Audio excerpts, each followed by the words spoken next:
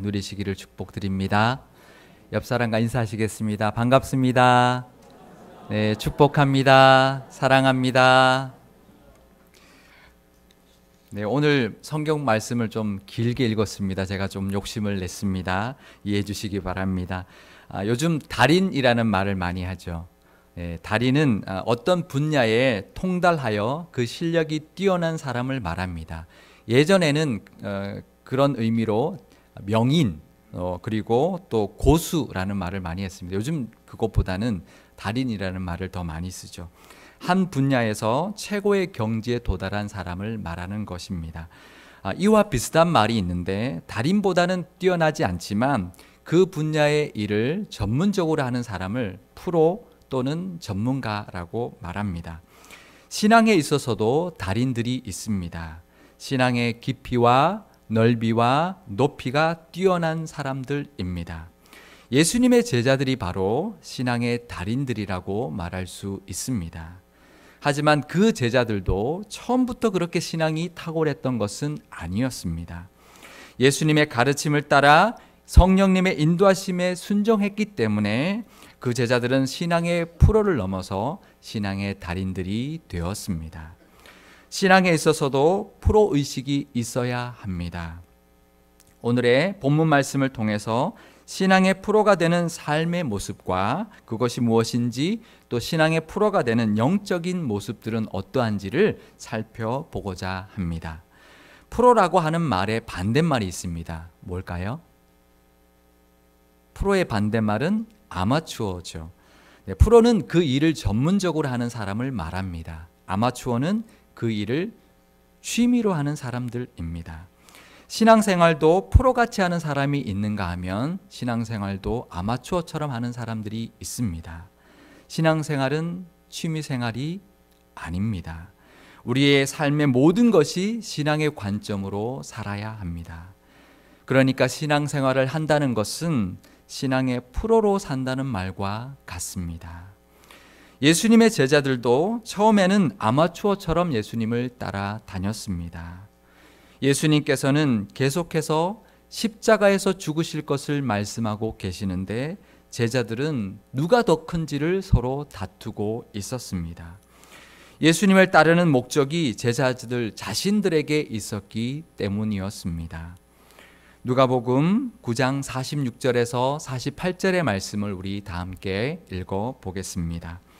제자 중에서 누가 크냐 하는 변론이 일어나니 예수께서 그 마음에 변론하는 것을 아시고 어린아이 하나를 데려다가 자기 곁에 세우시고 그들에게 이르시되 누구든지 내 이름으로 이런 어린아이를 영접하면 곧 나를 영접함이요 또 누구든지 나를 영접하면 곧 나를 보내신 이를 영접함이라. 너희 모든 사람 중에 가장 작은 그가 큰 자니라. 아멘. 제자들이 누가 더 큰지를 서로 다투고 있자 예수님은 어린아이 하나를 세웠습니다. 그리고는 가장 작은 자가 큰 자라고 가르쳐 주셨습니다. 신앙의 프로가 되는 첫 번째 삶의 모습은 끊임없이 높아지려는 자기중심적인 생각을 내려놓고 낮아지는 것입니다. 예수님은 이 땅에 오셔서 철저히 낮아지셨습니다. 높으신 보좌를 버리시고 낮고 낮은 말구유에서 태어나셨습니다. 제자들의 발을 씻기시기까지 섬기시다가 십자가에서 자신의 몸을 내어주시기까지 낮아지셨습니다. 마태복음 20장 28절의 말씀을 제가 읽어드리겠습니다. 인자가 온 것은 섬김을 받으려 함이 아니라 도리어 섬기려 하고 자기 목숨을 많은 사람의 대속물로 주려 함이니라. 아멘. 제자들처럼 누가 더 큰지를 다투는 아마추어 같은 신앙이 아니라 낮아지신 예수님을 본받아 날마다 더 낮아지는 신앙의 프로로 사실 수 있기를 바랍니다. 사도 요한이 어느 날 보니까 예수님의 제자도 아닌데 예수님의 이름으로 귀신을 내쫓는 사람이 있었습니다. 그래서 예수님의 제자도 아니면서 왜 예수님의 이름을 팔고 다니느냐고 못하게 하였습니다. 그리고는 그것을 예수님께 말씀드렸습니다. 아마 요한은 예수님께 잘했다고 칭찬 듣고 싶어서 그랬을 것입니다. 그런데 예수님께서는 그러지 말라고 하십니다. 그냥 그렇게 하도록 내버려 두라고 말씀하셨습니다. 누가복음 9장 49절에서 50절의 말씀을 우리 다 함께 읽어 보겠습니다. 요한이 여짜오되 주여 어떤 사람이 주의 이름으로 귀신을 내쫓는 것을 우리가 보고 우리와 함께 따르지 아니하므로 금하였나이다. 예수께서 이르시되 금하지 말라. 너희를 반대하지 않는 자는 너희를 위하는 자니라 하시니라. 아멘. 신앙의 프로가 되는 두 번째 삶의 모습은 바로 포용하는 것입니다. 상대를 품어주는 것입니다. 남들을 품고 사는 것입니다. 예수님을 따르는 사람들은 예수님 때문에 마음이 넓어야 합니다. 우리 마음에는 특권의식이 있습니다. 그래서 남들을 잘 받아들이지 못합니다. 하지만 우리가 예수님을 제대로 믿고 있다면 품어줄 수 있어야 합니다. 나와 달라도 좀 부족해 보여도 다 받아줄 수 있어야 합니다. 다 품을 수 있어야 합니다. 요한복음 21장 17절의 말씀을 제가 읽어드리겠습니다. 세 번째 이르시되 요한의 아들 시몬아 내가 나를 사랑하느냐 하시니 주께서 세 번째 내가 나를 사랑하느냐 하심으로 베드로가 근심하여 이르되 주님 모든 것을 아시오매 내가 주님을 사랑하는 줄을 주님께서 아시나이다. 예수께서 이르시되 내 양을 먹이라. 예수님은 자신을 세 번이나 부인했던 베드로를 찾아가셨습니다. 그리고 세 번 나를 사랑하느냐라고 물으시며 베드로를 품어주셨습니다. 제자들처럼 조금만 달라도 경계하는 아마추어 같은 신앙이 아니라 내 속에 있는 배타심을 다 내려놓고 예수님처럼 모든 사람들을 다 품으며 사는 그런 넓은 마음을 가진 신앙의 프로들이 다 되실 수 있기를 바랍니다. 예수님의 일행이 예루살렘으로 향하는 길에 몇 사람이 먼저 사마리아인의 한 마을에 가서 머무를 곳을 찾았습니다. 그런데 모두 거절당한 일이 생겼습니다. 그러자 야고보와 요한이 예수님께 주님, 우리가 하늘에서 불이 내려와 저들을 다 태워버리라 할까요? 라고 예수님께 물었습니다. 그러자 예수님께서는 뒤를 돌아보시며 그 제자들에게 호통을 치셨습니다. 누가복음 9장 54절에서 56절의 말씀을 우리 함께 읽어보겠습니다. 제자 야고보와 요한이 이를 보고 이르되 주여 우리가 불을 명하여 하늘로부터 내려 저들을 멸하라 하시기를 원하시나이까? 예수께서 돌아보시며 꾸짖으시고 함께 다른 마을로 가시니라. 아멘. 우리는 조금만 뭘 할 줄 알면 우쭐대고 싶어 합니다. 운전도 초보 때보다는 조금 운전에 자신이 있어지면 그때부터 위험해지기 시작합니다. 제가 미국에 처음 갔을 때 말끝마다 영어를 하는 친구가 하나 있었습니다. 그래서 그 친구가 유학을 나온 지 굉장히 오래된 줄 알았습니다. 유학 나온 지 얼마나 된 친구였을까요? 알고 봤더니 저보다 겨우 1년 더 먼저 나온 친구였습니다. 이처럼 우리는 조금만 알면, 조금만 할 줄 알면 우쭐대고 싶어 하는 것이 우리의 본성입니다. 제자들은 예수님의 능력 주심으로 귀신을 쫓아내고 병을 고치는 체험을 하고 나니까 이제는 자신들이 마치 하늘에서 불이 내리라고 하면 정말 불이 내려져서 사람들을 명하는 능력도 있는 줄 착각했습니다. 예수님께서 주신 능력을 사랑을 위해 사용하는 것이 아니라 사람들을 적대시하고 공격하는 데 사용하려고 했던 것입니다. 신앙의 프로가 되는 세 번째 삶의 모습은 바로 사랑입니다. 예수님은 한 번도 예수님의 능력을 남을 해치는 데 사용한 적이 없습니다. 그 능력을 오직 사람들을 사랑하고 그들을 회복시키는 데 사용하셨습니다. 우리가 예수님을 믿는 사람들이라면 우리를 대적하는 사람들까지도 품을 수 있어야 합니다. 사랑할 수 있어야 합니다. 사도행전 9장 5절에서 4절의 말씀을 제가 읽어드리겠습니다. 땅에 엎드러져 들음에 소리가 있어 이르시되 사울아 사울아 내가 어찌하여 나를 박해하느냐 하시거늘 대답하되 주여 누구시나이까? 이르시되 나는 내가 박해하는 예수라. 예수님은 자신을 핍박하는, 그리고 믿는 사람들을 죽이고 잡아들이려고 하는 그런 사울까지도 사랑하셨고 제자 삼아 주셨습니다.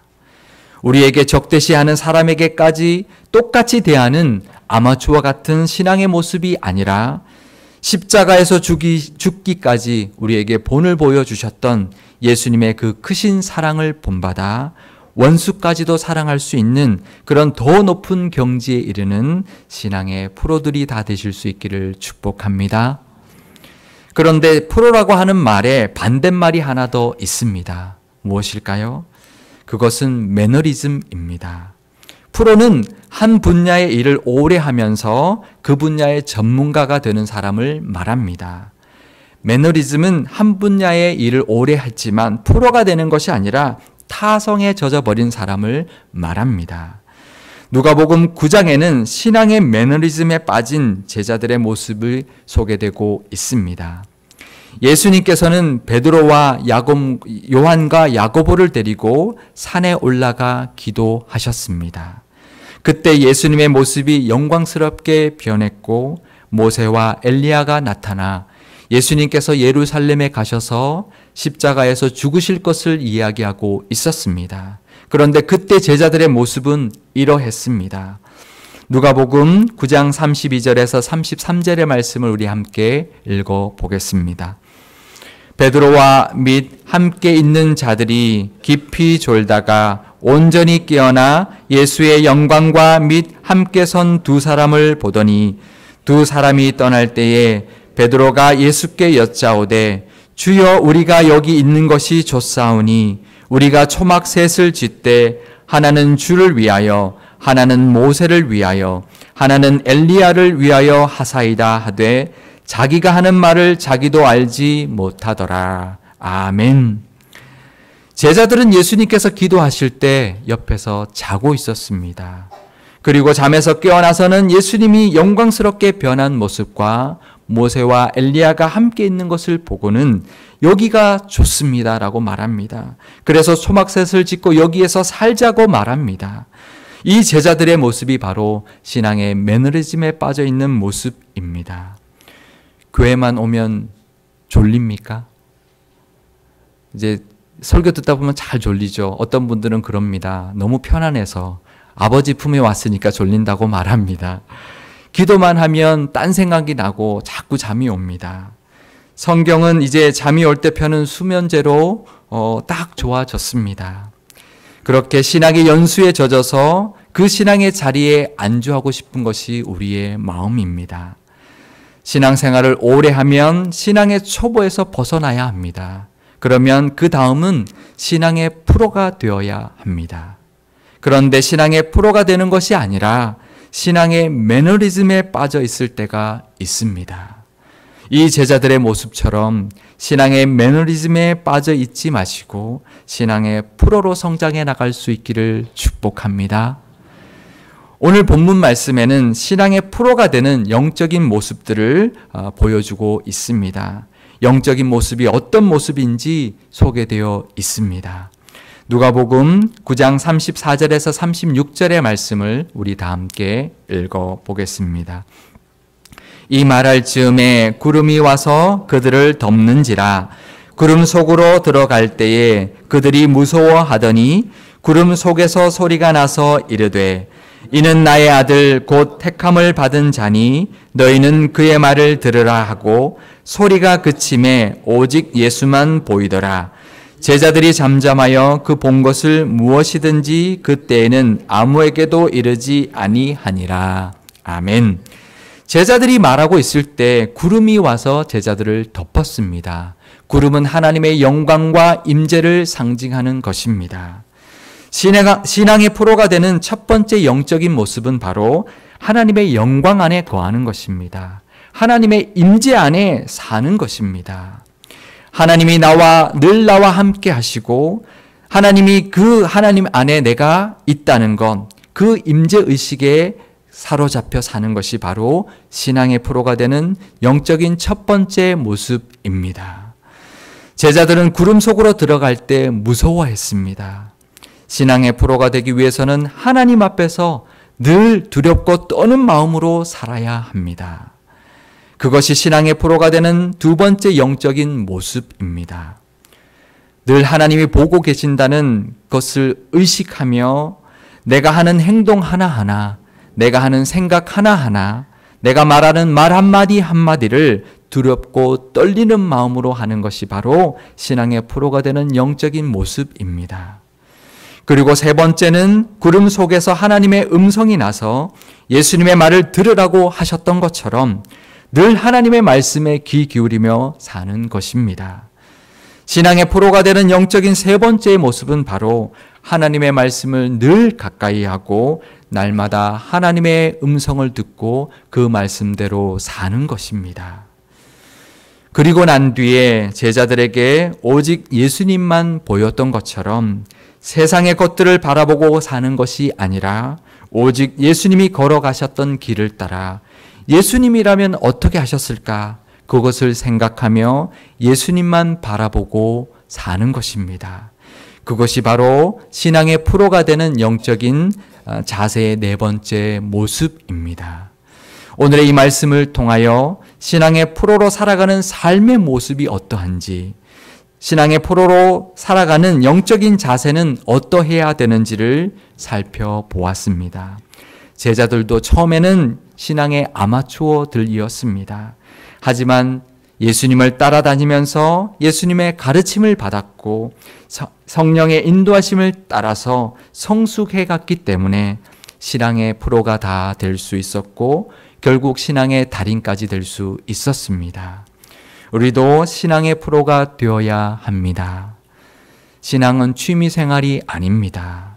아마추어들은 애호가들이라고 말합니다.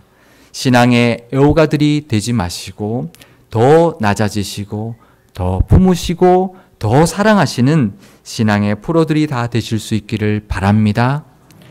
신앙생활도 프로의식을 가지고 할 수 있기를 축복합니다. 또한 제자들도 신앙의 매너리즘에 빠져 있었습니다. 기도할 때 졸았고요. 그냥 그 신앙의 모습 그대로 머물러 있는 것이 좋았습니다. 예수님의 참 제자가 되는 것이 어떤 것인지도 모른 채 타성에 젖어 있는 모습들이었습니다.